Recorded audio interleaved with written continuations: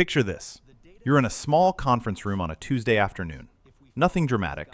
No shouting, no slammed laptop, no workplace scandal. Your manager asks you to take on a project that sits way outside your role. Maybe it belongs to another department. Maybe someone quit, and now the work is just floating around the office like an unpaid bill. And you say the sentence that feels honest. That's not really part of my job. Reasonable, right? You're not trying to be difficult. You're not refusing to work. You're just pointing out the obvious. But 3 weeks later, that same sentence shows up in a performance note looking very different. Employee resisted assigned duties. Same moment, different translation. And that is how a normal workplace conversation can quietly turn into something much more expensive. Welcome to Decodes Money.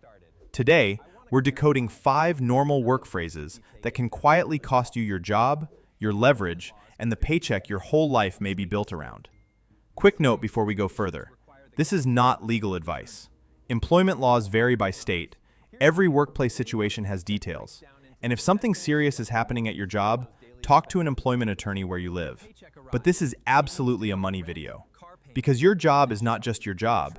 It is your rent, your mortgage, your car payment, your health insurance, your groceries, your kids' daycare, your credit card minimums, your emergency fund, if you have one.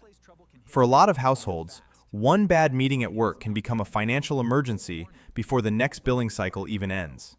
So the hidden rule today is what I call the workplace evidence trap. The workplace evidence trap is simple. At work, the wrong sentence can turn a normal employee into a documented risk. You think you're communicating. Your employer may be documenting. You think you're explaining. Your manager may be creating a record. You think you're being honest. HR may be thinking, how would this look in a termination file 6 months from now? That doesn't mean every boss is evil. It doesn't mean HR is sitting in a dark room plotting against you. The system doesn't have to hate you to use the words you hand it. Work is a structured relationship, and structured relationships run on incentives, paperwork, liability, performance notes, and who can tell the cleanest version of the story later. So let's start with the first phrase. That's not my job. This sentence feels responsible because it sounds like a boundary. You read the job description. You know what you were hired to do. You know the difference between helping out and being quietly turned into the department's emergency sponge. And sometimes, you're right. The request may be unfair. It may be sloppy management. It may be the company trying to solve a staffing problem with your calendar. But here's the part most employees learn too late. In much of the United States, a job description is usually not a force field. For many private sector workers, employment is at will, which means an employer often has broad room to change responsibilities, reorganize work, and decide what tasks belong to your role, as long as they're not breaking the law. So when you say, that's not my job, you hear yourself saying, I need clarity. Your manager may hear, this person refuses assigned work. And refuses assigned work looks very clean in a file. It doesn't capture your tone. It doesn't capture that you were exhausted. It doesn't capture the 7 other things already on your plate. It doesn't capture that another team dropped the ball. It just says you resisted. That's the workplace evidence trap. The sentence you meant as a boundary gets translated into a behavior problem. Now, this does not mean you should blindly do anything your employer asks. If you're being asked to falsify records, work unpaid hours, hide a safety issue, destroy documents, lie to a customer, or cover up discrimination or harassment, that's a different universe. In those cases, the answer is not clever wording. The answer is documentation, legal protection, and professional advice. But most workplace traps are not that obvious. Most of the time, the request is not illegal. It's just annoying, unfair, badly timed, poorly managed, or dumped on you because you're competent. That's exactly where people lose leverage. They respond to a messy business problem with a personal refusal. A safer move is to turn the refusal into a priority question. Instead of saying, that's not my job, try this. I can take that on. Which of my current priorities should I move back to make room for it? That sentence does 3 things. It doesn't make you look like you're refusing. It makes the manager own the trade-off. And it creates a much cleaner record if anyone reviews the situation later. You weren't being difficult. You were asking for direction. That difference matters. Because at work, the goal is not to win the emotional moment. The goal is to protect your paycheck without handing the company a sentence they can use against you later. A lot of people think financial security only lives in a savings account or a 401k. And yes, those matter. But financial security also comes from knowing how not to accidentally damage your income stream. A paycheck is a pipe. Money flows through it into the rest of your life. Rent comes out. Groceries come out. Insurance comes out. Debt payments come out. Normal life comes out. When that pipe gets cut, the budget does not care whether the conversation was unfair. The landlord does not care that your manager misread your tone. The credit card company does not care that you were technically right. This is why workplace language is a financial skill. Not because you should be fake, not because you should let people walk all over you, but because the person with the cleanest paper trail usually has more leverage than the person with the most honest outburst. That's the first rule of protecting yourself at work. Do not hand them the easiest version of the story. That's not my job to give them an easy story. I can take that on. Which priority should move gives you a better one. Same boundary, less risk. Same message, cleaner record. If this changes how you hear workplace conversations, subscribe. Dean decodes the hidden rules before they cost you. Now, once you understand this first phrase, the next trap gets even more uncomfortable. Because phrase number 2 is not about refusing work. It's about trusting the wrong room. Can we talk off the record? That sentence sounds careful. It sounds mature. You don't want drama. You don't want to file a formal complaint. You don't want your name dragged into some ugly workplace mess. So you lower your voice. You close the office door. You say, I just want to ask something off the record. Here's the uncomfortable truth. At work, there is no off the record. There are only conversations that have not been written down yet. And that is a very different thing. When you speak to HR, your manager's manager, or even a coworker who might later be interviewed, you are not speaking inside a private friendship. You are speaking inside a business system. That system has incentives. HR may be friendly. HR may be professional. HR may genuinely care about people. But HR is still a department of the company. Their job includes reducing risk for the company. So when you bring them something sensitive, they may not be thinking, how do I keep this secret for you? They may be thinking, does this create legal exposure? Do we have a duty to investigate? Who else needs to know? What record do we need to create? You say, can we talk off the record? The company hears, potential issue, possible liability. Start managing the risk. And once the machine starts managing risk, you may not control where the conversation goes. Maybe you mention a supervisor making inappropriate comments. Maybe you mention someone changing time records. Maybe you mention a team lead treating older workers differently. Maybe you mention a safety shortcut that makes you nervous. You thought you were asking for advice. The company may treat it as a report. That does not mean you should stay silent about serious issues. Absolutely not. If something illegal, discriminatory, unsafe, or retaliatory is happening, documentation matters. A written complaint through the proper channel may protect you far more than a whispered hallway conversation ever could.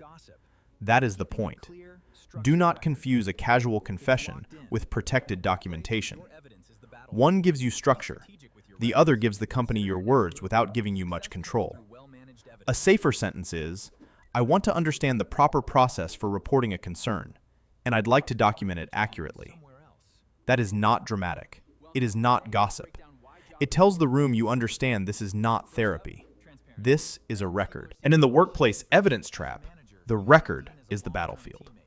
Phrase number 3 is tempting because it feels honest. I'm interviewing somewhere else. People usually say this for one of 3 reasons. Sometimes they want to be transparent. Sometimes they want their manager to appreciate them before it's too late. And sometimes, if we're being honest, they want leverage. They want the company to realize, oh, we might lose this person. And sometimes that works, but it can also backfire fast. Because the moment you announce that you're interviewing, your employer may stop seeing you as a long-term employee and start seeing you as a flight risk. That word matters. Flight risk. It means the company now has a reason to protect itself from your possible departure. Your best projects may start moving to someone else. Your access may quietly shrink. Your manager may stop including you in long-range plans. That promotion conversation may suddenly become not the right time. And if a layoff list appears 2 months later, the person who already admitted they might leave is not always treated as the safest person to keep. You thought you were creating leverage. You may have created convenience. That is a brutal trade. And it matters financially because a job search is not real until the offer is real. An interview is not income. A recruiter call is not income. A verbal promise is not income.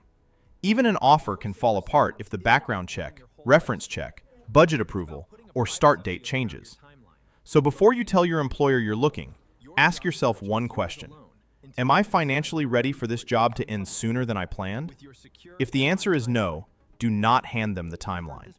Keep the search private until the offer is signed, the start date is clear, and you are actually prepared to leave. And if your manager asks directly, you do not need to narrate your whole life. You can say, I'm focused on doing strong work here, and if anything changes, I'll handle it professionally. That sentence does not lie about your soul. It protects your leverage, because your job search belongs to you until you are ready for it to become public. Phrase number 4 sounds harmless in a completely different way. That's not fair. And look, sometimes it's not fair. Maybe someone else got promoted with half your workload. Maybe your team absorbed 3 people's jobs and got pizza instead of raises. Maybe the rules change depending on who is friends with the director. Work can be unfair in ways that make a normal adult stare into space and question every decision that led them to this building. But that's not fair is dangerous because it is emotionally true and professionally weak. It gives the listener very little to act on. Fair how? Compared to what? Based on which policy? With what evidence? What outcome are you requesting? Without those details, the phrase can make you look upset, difficult, or immature, even when your concern is valid. You say, that's not fair. They hear, this person is emotional, not solution-oriented. And now the conversation has shifted away from the actual issue and onto your reaction to the issue. That is how people lose the plot. The smarter move is to turn fairness into specifics. Instead of saying, that's not fair, say, can you help me understand the criteria used for that decision? Or, I'd like to understand what would need to change for me to be considered next time. Or, if pay is involved, can we review how my compensation compares with the responsibilities I'm currently handling? Those sentences are harder to dismiss because they ask for the rule. And once you ask for the rule, you force the company to either explain the standard or reveal that the standard is blurry. That is where your leverage lives. Not in proving you are hurt, in making the decision measurable. Because at work, vague frustration is easy to label. Specific questions are harder to weaponize. And this is the pattern. Do not ask for off-the-record safety. Ask for process. Do not reveal your exit before you control the exit. Protect your timeline. Do not argue fairness in the abstract. Ask for the criteria. The goal is not to become cold. The goal is to stop giving the workplace the sloppy version of your story. And that brings us to the most human phrase on the list. I have a lot going on in my personal life right now. This one is dangerous because it does not sound like a workplace mistake. It sounds like being a person. And sometimes it is true. Maybe your parent is sick. Maybe your marriage is falling apart. Maybe your child is struggling. Maybe you're dealing with a diagnosis, caregiving, anxiety, grief, burnout, or the kind of life situation that does not fit neatly between 9 and 5. And when your manager asks why you seem off, why you missed a deadline, or why you were late twice this month, the human instinct is to explain. You want them to understand. You want them to know you're not lazy, you're not careless, you're not checked out, you're carrying something heavy. But here's where the workplace evidence trap gets cruel. A vague personal disclosure can quietly become a reliability label. You say, I have a lot going on in my personal life right now. Your manager may hear, this employee may not be dependable. And once that idea enters the room, it can start coloring everything. You're quiet in a meeting. Now it looks like distraction. You ask for flexibility. Now it looks like instability. You miss one deadline. Now it looks like a pattern. You take a sick day. Now it fits the story they already started writing. That does not mean your manager is heartless. Some managers are genuinely kind. Some will try to help. Some will give you grace. But grace is not a policy, and kindness is not protection. If your paycheck supports your rent, your mortgage, your car payment, your health insurance, or your kids, you cannot build your financial life around hoping the company interprets your pain generously. This is where the wrong number and the real number matter. The wrong number is how much your employer likes you. The real number is how much documented protection and financial runway you actually have. Because being liked helps until it doesn't. Documentation lasts longer than sympathy. So what should you do instead? If you're dealing with something serious that may qualify for a formal process, use the formal process. In the United States, eligible employees at covered employers may have protections under the Family and Medical Leave Act, which can provide job-protected leave for qualifying family or medical reasons. Some employees may also have rights under disability accommodation rules if a qualifying condition affects work. The details matter. That is exactly why serious situations should not be handled through vague hallway confessions. Do not just say, "I have a lot going on." Say, "I'm dealing with a medical situation and would like to understand the process for requesting leave." Or, "I may need a temporary workplace accommodation. Can you direct me to the correct process?" Or, "I want to make sure I handle this formally and provide whatever documentation is required." Notice the difference. You are not oversharing. You are not giving your manager a foggy emotional narrative. You are asking for the system that applies. That matters because companies know how to process forms. They know how to process leave. They know how to process accommodations. They know how to process documented requests. What they do not always protect is the casual version of your pain. The casual version can make you feel understood for 10 minutes and exposed for 6 months. Now, do not take this too far. This does not mean you should become robotic, paranoid, or fake at work. It does not mean every manager is waiting to punish you. It does not mean you can never trust anyone. And it does not mean you should hide legally protected issues when you actually need help. The point is not to become cold. The point is to become precise, because precision protects you. If the issue is workload, talk about priorities. If the issue is misconduct, talk about process and documentation. If the issue is a job search, keep your timeline private until you control it. If the issue is fairness, ask for the criteria. If the issue is medical, caregiving, disability, or leave, ask for the formal pathway. That is Dean's paycheck protection rule. Do not give the workplace the emotional version first. Give it the structured version. The emotional version may be true, but the structured version is harder to twist. So let's decode the 5 phrases one more time. "That's not my job" sounds like a boundary, but it can be recorded as refusal. Say, "Which priority should I move? Can we talk off the record?" Sounds careful, but it can trigger a risk process you do not control. Say, "What is the proper process for reporting this?" "I'm interviewing somewhere else." Sounds transparent, but it can turn you into a flight risk. Keep the search private until the offer is real and you are ready. "That's not fair." Sounds honest, but it can be dismissed as emotional. Ask for the criteria, the policy, or the measurable standard. "I have a lot going on in my personal life." Sounds human because it is. But if you need protection, do not rely on vague sympathy. Ask for leave, accommodation, or the formal process that fits the situation. The decoded rule is this. At work, your words do not just express how you feel. They can define how the company describes you later. And once that description is written down, it may shape your performance review, your promotion path, your layoff risk, your reference, your unemployment fight, or the day someone decides whether your badge still works. That is not cynicism. That is clarity. And clarity is not about being scared. It is about protecting the pipe your financial life flows through. Because your paycheck is not just money. It is time. It is housing. It is medicine. It is options. It is the ability to not make desperate decisions when life gets loud. So before you say the sentence that feels good for 5 seconds, ask one question. If this showed up in writing 6 months from now, would it help me or hurt me? That one pause can protect more than your reputation. It can protect your runway. And sometimes, that is the difference between a bad week at work and a financial crisis at home. If this helped you see the hidden rule behind normal workplace language, subscribe. Dean Decodes Money is here to decode the rules before they quietly cost you. Thanks for watching. Be sure to subscribe to Dean Decodes Money for more on the workplace evidence trap.